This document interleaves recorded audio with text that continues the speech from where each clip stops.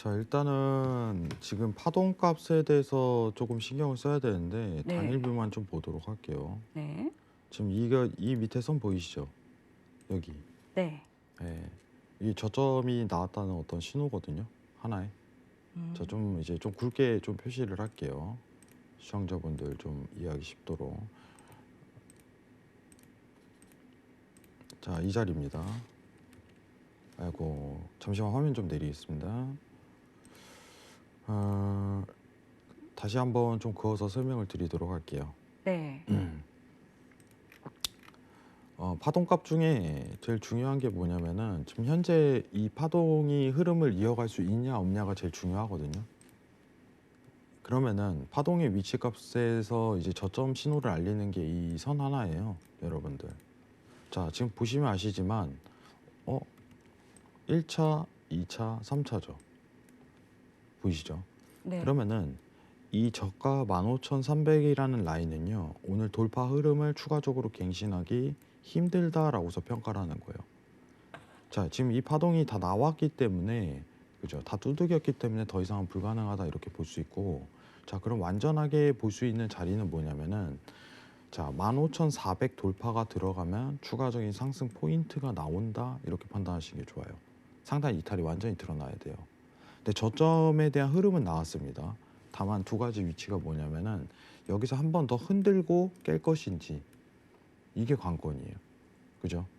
그러면은 시간상 문제인데, 여러분들이 지금 보실 때 완전한 안전한 흐름에 대한 포커스를 좀 굉장히 맞추시려면은 새벽 시간대 15,400 이탈 값이 나왔을 때 그때부터 대응하시는 게 가장 좋습니다. 15,400 이탈입니다. 오늘 증시의 흐름입니다. 지금 당장 바로 안 깨질 가능성이 굉장히 높아요. 한 번은 두들려서 누리고 그 다음 이탈이 나올 가능성이 굉장히 높은 시장이에요. 이 점만 참고하시면 좋을 것 같습니다. 당일 트레이딩은 15,400 이탈 시 매수 대응 기억하시기 바랍니다. 제가 어제 이제 좀 어려운 얘기를 했어요. 사실 저는 아직 증시가 불안정성이 굉장히 많다고 얘기를 하는데, 오늘 좀 좋은 리포트가 있기 때문에 여러분들하고 좀 이런 얘기를 하는 게 좋을 것 같아요. 네. 아, 사실 지금 미증시 코스피가 이제 3천선 또 다시 두들기고 있잖아요. 네. 오늘자로 3천선 초반인데, 자, 여러분들 지금 미증시는 사실 엄청난 말도 안 되는 고가 위치값에 아직도 머물러 있어요. 상황이. 네. 사상 최고치에 또 근접해 있잖아요, 네, 지금. 사상 또 최고치에 근접을 하고 있지만은 이게 지금 당장 어떻게 보면 신고점을 좀 이룰 가능성은 현저히 낮은데, 네. 아직까지는 굉장히 낮습니다. 근데 왜 이러한 시장이 드러났냐에 대한 이해도가 제일 중요한 것 같아요. 사실 이러한 시장이 왜 이러한 시장이 나오냐. 여러분들 지금 차트를 좀 보면서 얘기를 드릴 건데, 좀 주봉으로 좀 접근을 할게요. 주봉으로. 일봉으로 좀 접근을 하겠습니다. 그냥. 자, 이게 사실 이제 팬데믹 이후에 나왔던 시장의 흐름이죠. 그죠? 자, 근데 우리가 알다시피 팬데믹 이후에 대한 이전에 대한 경기 흐름을 회복했다라고 말하나요? 지금 시장에서 회복했다라고 얘기를 하나요? 좀 객관적으로 평가를 한번 해봅시다. 제가 왜 이런 얘기를 하는지 좀 이해를 좀 이따 하실 거예요. 회복했다라는 표현을 안 하고 회복 중이다라고 얘기를 하죠. 아직. 그럼 왜냐하면은 객관적인 수치값이 그걸 증명하는 거기 때문에. 그죠? 근데 왜 증시는 이렇게 올라갔냐라는 표현을 하죠. 그죠? 왜 증시는 이렇게 올라갔냐? 간단하게 생각을 하셔야 돼요. 돈이 여기로 옮겨진 거예요. 이 시장으로. 그 기본적으로 이제 돈의 속성이라는 책을 제가 옛날에 그 돈의 어떤 속성에 대해서 좀 나열한 책이 있어요.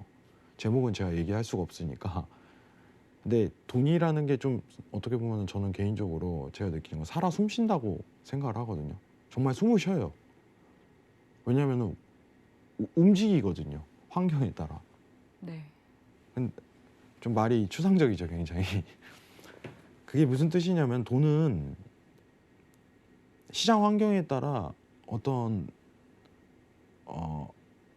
배당을 받길 원해야 한다 이런 표현을 할 수 있을 것 같아요. 가만히 있질 않아요. 돈이 움직인다는 뜻이죠.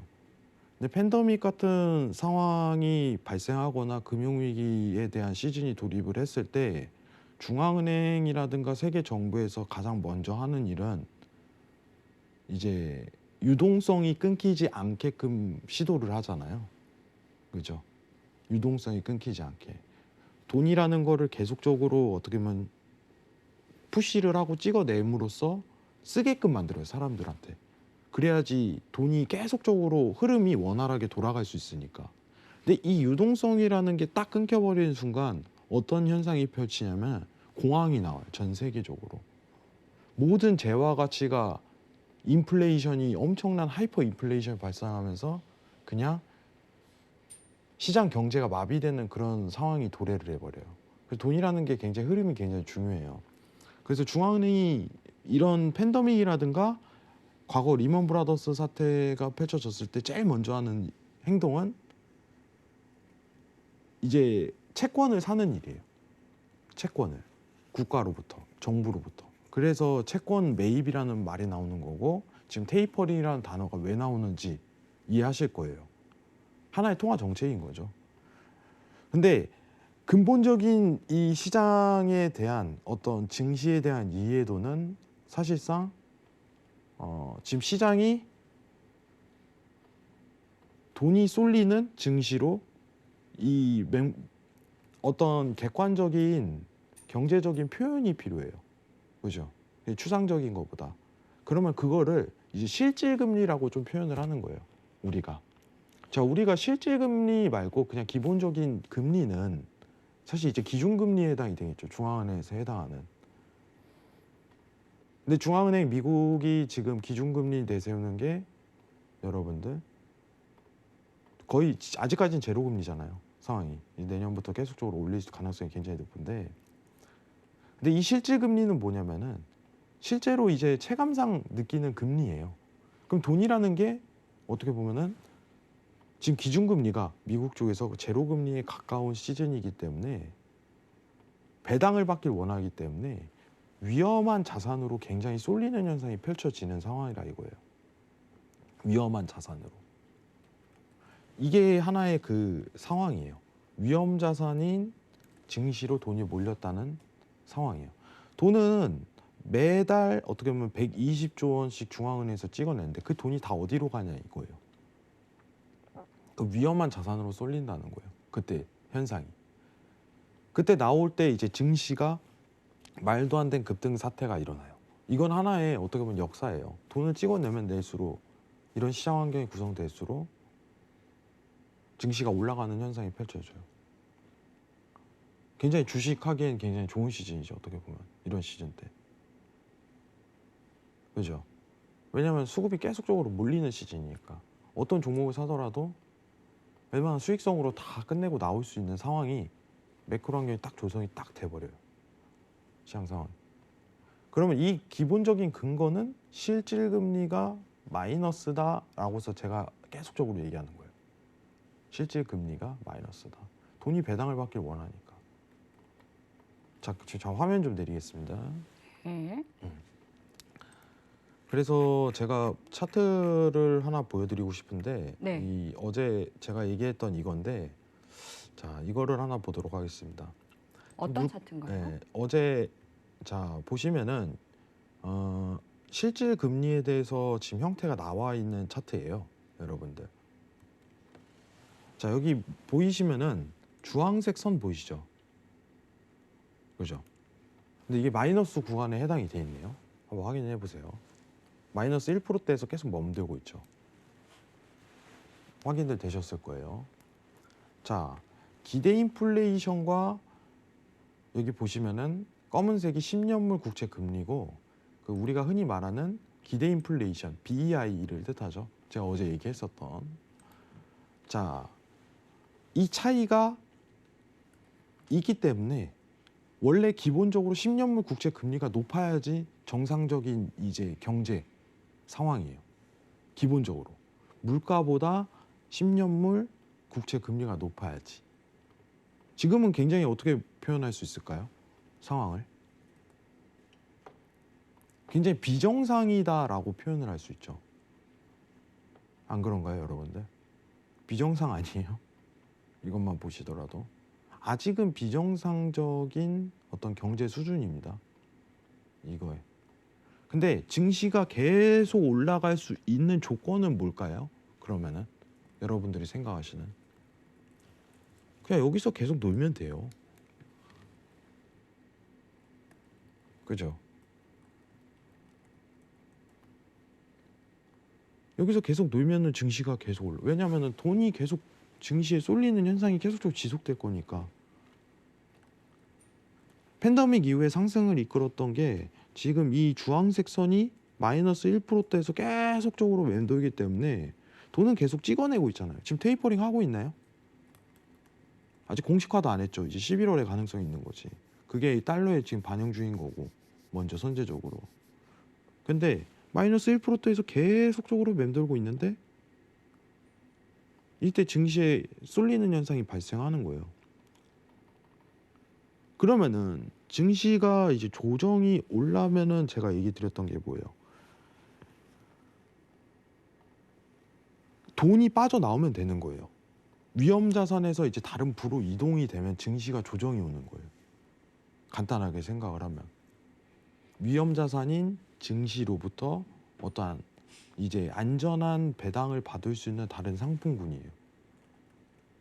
그런 걸로 이동이 들어가게 되는 순간 이제 증시에 조정이 오는 거예요. 유동성이 아직도 안 끝났다라고 이 부분에서 제가 표현을 하는 거예요. 근데 두 가지가 있잖아요. 이게 언제 조정이 와야 되냐 이걸 가지고 상황을 살펴봐야 되는데 여러분들이 집중하셔야 될 여기서 첫 번째 내용은 뭐냐면은 여러분들 그러면은 이게 과연 경기 회복이랑 맞물릴 수 있을까요? 경기 회복이랑 시장에서 말하는 경기 회복에 대한 부분하고 좀 이게 맞물릴까요? 저는 아니라는 거예요. 아직까지는. 이 마이너스가 이제 어떤 실질 금리가 회복되기 전까지는 아직까지 이 장세를 유동성 장세라고 저는 표현을 해야 된다고 봐요. 실적 장세라는 말이 굉장히 우스운 거죠. 그죠? 오늘 테슬라도 이제 실적 발표를 딱 했는데 순이익이 1.9조예요. 그죠? 근데 다른 종목들은 아직까지 회복 못한 종목도 굉장히 많아요. 팬데믹 이전에. 근데 주가는요. 거의 1.5배 수준이에요. 팬데믹 이전에. 상황이. 회복을 안 됐는데 완전하게. 유동성 시장인 거예요. 말 그대로. 경기에 대한 회복 어떤 이제 객관화적인 수치값으로 증시에 대한 상황을 대변하면 제가 봤을 때는 오류를 범할 가능성이 굉장히 높은 시장이라 이거예요. 오류를 범할. 그럼 어제 우리 기억을 해봅시다. 자, 우리 여기서 볼 수 있는 게 뭐예요? 이 화면에서 파란색 빼기 빨간색이 실질금리라고 얘기했죠. 파란색 빼기 빨간색. 10년물 금리 빼기 기대 인플레이션을 해야지 이 수치가 나오잖아요. 이게 올라가면 이제 어떻게 되는 거예요? 실질금리가 보이시는 표에서 이게 올라가면 증시가 이제 조정이 오는 거예요. 왜냐? 수급이 빠지니까 증시에 쏠렸던 돈이 빠져나오는 현상이 펼쳐지거든요. 그러면 이게 급락이 될까요? 아니에요. 조정이라고 표현을 하는 거죠. 조정이라고. 건강한 조정이에요. 건강한 조정. 그게 좀 많이 내려와야죠. 근데 최근에 증시가 다시 재반등을 좀 올라갔었던 이유는 코스피는 2,900까지 찍고 다시 3,000선을 회복했고 증시도 미증시도 15,000 이제 400 레벨링, 500 레벨링까지 다시 반등했던 건 이 수치값이 아직 다시 제자리로 하락세를 최근에 유지했기 때문이다라고 표현할 수 있을 것 같아요. 이 국면에서. 여기 보이시죠? 왜 그러냐면 갑작스럽게 물가가 올라가기 시작을 했거든요. 그죠? 자, 어제 뭐라고 했어요? 제가 제일 의아한 멘트는 물가가 올라야 증시가 오릅니다. 이런 표현을 했었어요. 네. 물가가 올라야 증시가 오릅니다. 그럼 지금 이해가 가실 거예요. 이 그래프 하나로. 이게 지금 버티고 있어야지 증시는 계속적으로 상단을 찍을 수 있는 형태가 돼요.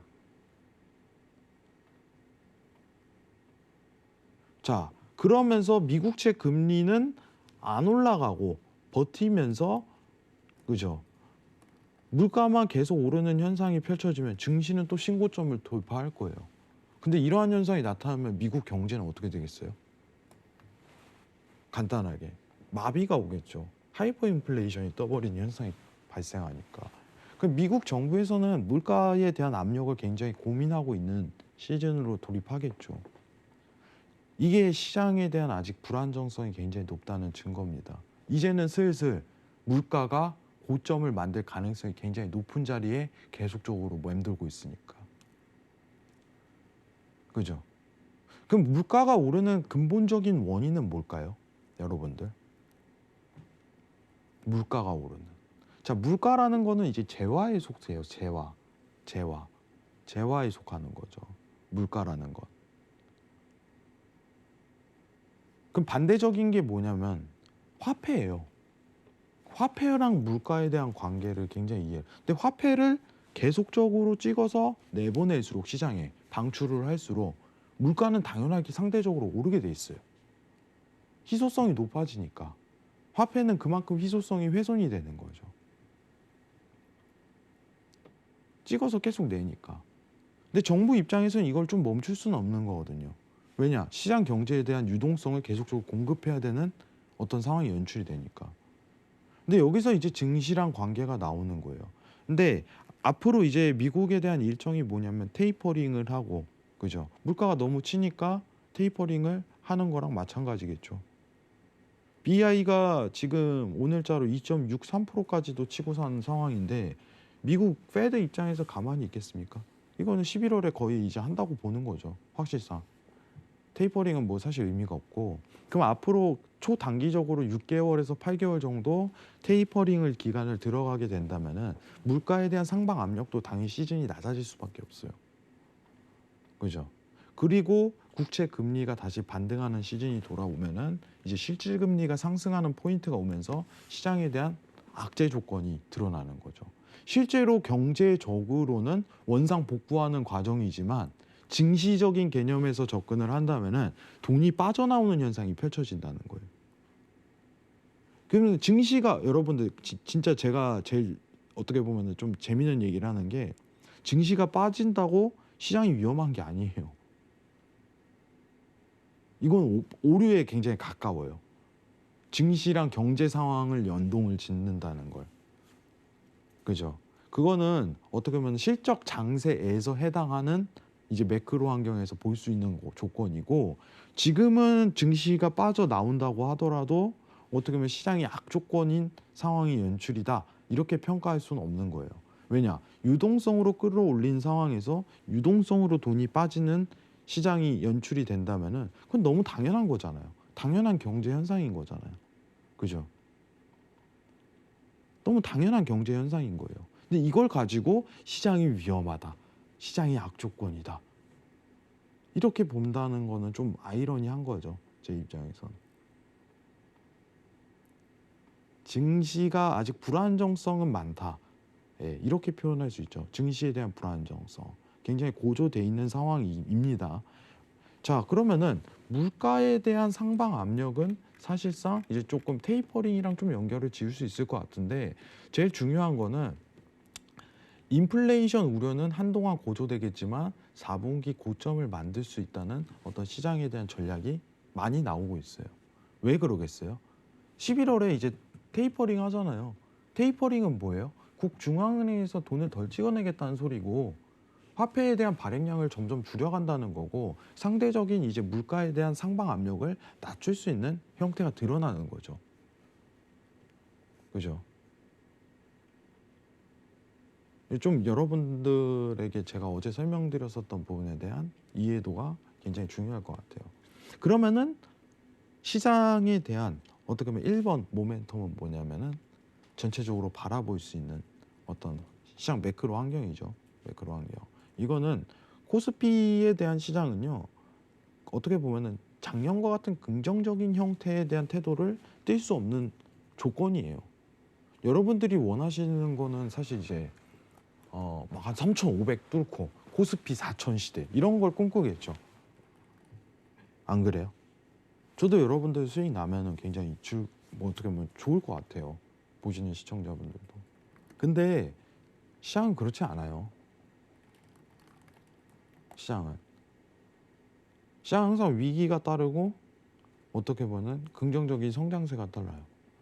팬데믹 때문에 정말 난리 났었는데 증시는 말도 안 되는 수준으로 올라가는 이러한 현상은 여러분들이 정말 공부하시면 다음번에 기회가 될 수 있는 시장이 돼요.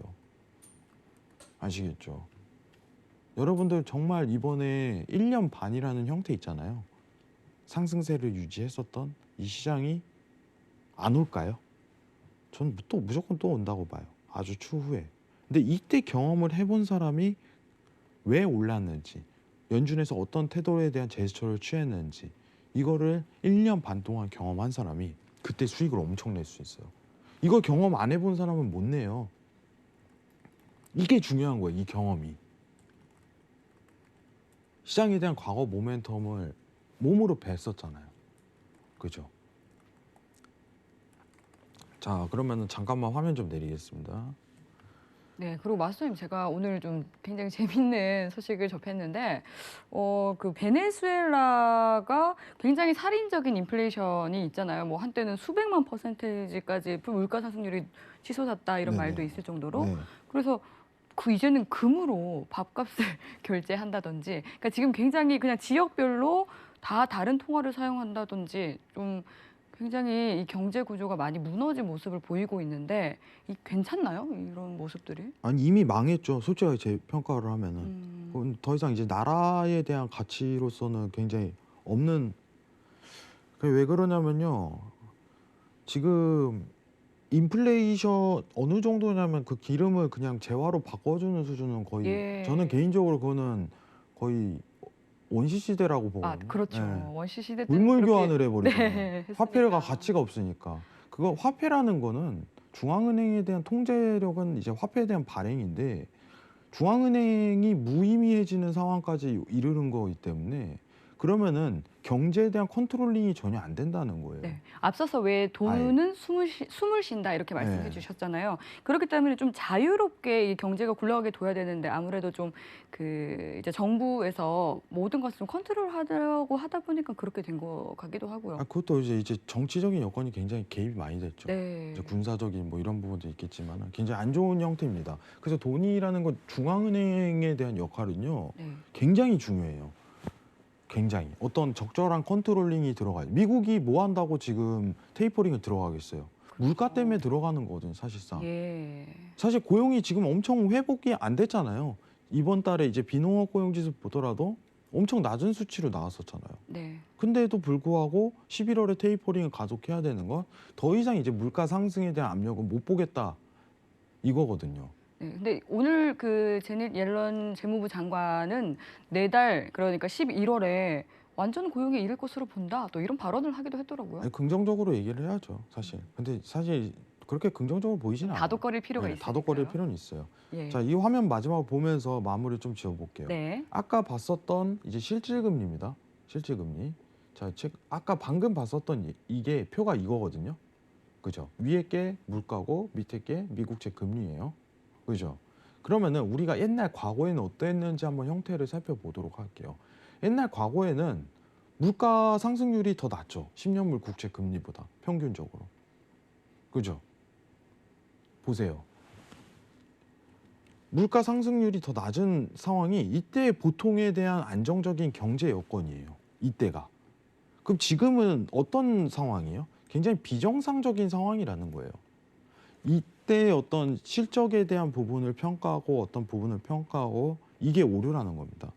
아직 이게 이제 역전이 되지 않는 이상 유동성에 대한 장세는 모멘텀이 유지 중이다라고 평가하는 게 좀 더 옳을 것 같아요. 저는 개인적으로. 그러면은 아직 시장에 대한 불안정성은 굉장히 높은 거죠. 시장에 대한 불안정성은. 자, 그러면은 여기서 이제 물가만 좀 본다면은 물가만 한번 봐볼게요.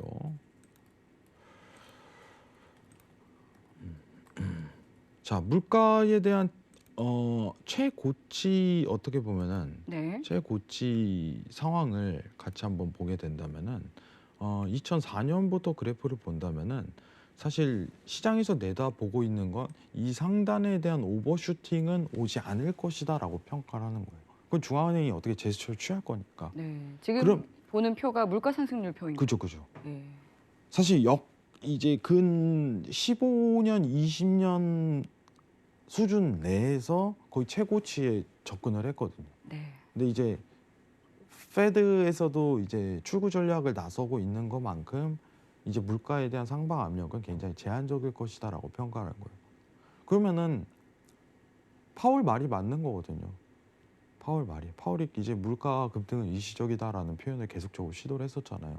근데 이때 조심해야 될 게 이제 돈이 빠져나오는 현상이 아직까지 모멘텀이 남아 있는 거죠. 물가 상승률보다 더 이제 좀 급한 거는 31일 날 갑작스럽게 또 연기를 해봐요. 미국 의회에서. 그럼 일본하고 중국 쪽에서 미국채 금리를 또 던짐으로써 미국채 금리가 급등이 나올 수 있잖아요. 그럼 또 시장에 대한 조정 모멘텀이 발생을 하는 거죠. 이게 지금 시장에 대한 현 위치라고 저는 생각을 합니다. 시청자분들 아시겠죠? 그리고 코스피 시장은 이제 미증시랑 좀 다소 달라요. 굉장히 제한적인 상승, 미증시가 올라가더라도 제한적인 상승 국면에 오를 가능성이 더 높은 상황이에요, 여러분들. 그래서 제가 증시를 보시는 분들에게 있어서는 사실 합의 이후에 참여하셔도 괜찮다라는 건 그때 해도 늦지 않다는 거예요. 왜냐? 여러분들이 항상 마음이 조바심하는 거는 야 이제 못 잡을 만큼 올라간 뒤에 어떻게 이런 형태가 나온 거잖아요. 왜냐 작년에 그래왔으니까 2,500이었다가 순식간에 3,000 되고 이거 또 못 잡네? 또 3,300 찍어버리고 놓칠까 봐 그러잖아요. 근데 이러한 장세는 다시는 나오긴 힘들다 이거예요. 천천히 기다려도 증시가 안정성 있는 장세로 들어가기 때문에 어떤 박스에 대한 랠리죠. 내년도부터 전망이. 그렇기 때문에 그때 모멘텀에 대한 종목에 대한 부분을 추구하셔도 여러분들에게 있어서 엄청나게 이제 늦지 않은 시간이 될 수가 있어요. 급하게 안 다가가셔도 괜찮다는 겁니다. 시장의 리스크는 아직까지 존재하니까. 아시겠죠? 이 부분만 참고하셨으면 좋겠습니다. 어제 이제 추가적인 질문이 있었는데 오늘 좀 보충 설명하는 시간을 가졌습니다. 도움이 되셨길 바랍니다. 감사합니다.